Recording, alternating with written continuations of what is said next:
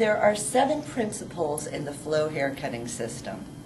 The first one is very important to your cutting in your design, and that is that your fingers, your scissors, and your comb must all line up parallel to the parting.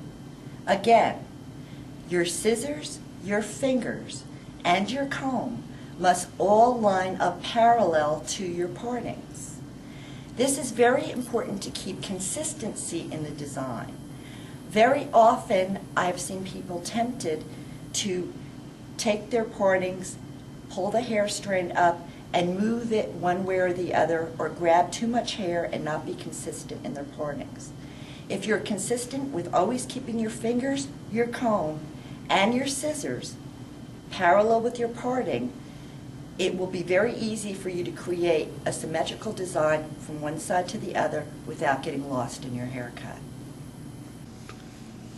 The second principle in the flow haircutting system is that the bones of the skull must be considered before forming your section.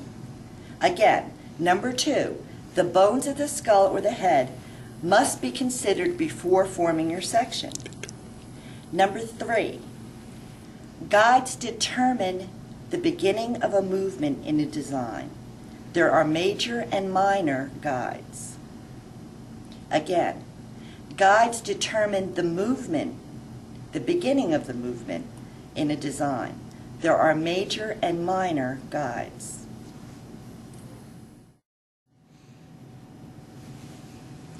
The fourth principle is that shorter hair pushes longer hair in a design. In other words, when you have a shorter length of hair or strand of hair and a longer hair, the shorter one will push the longer hair in a certain movement. It is very important for you to understand this.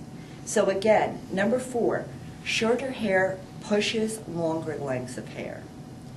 Number 5, the weight lines within the design are created where 2 sections meet. Again, the weight line in a design are created where 2 sections meet. Number 6, partings move the hair in its direction. This is very important to know and understand. I'll be getting a lot more into this when I actually show you some of the haircuts we'll be doing today. Again, number 6, partings move the hair in its direction. Number 7, the size of the parting determines how much weight will be built up in a section.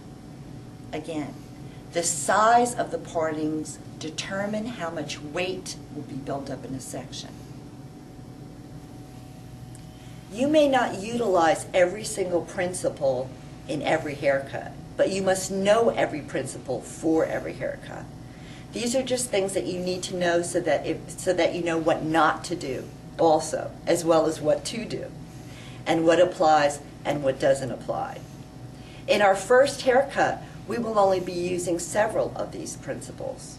Since it's a one level cut and gravity is actually choosing our direction for us, what we are going to concern ourselves with is the head shape and the natural parting in the center of the front of the head.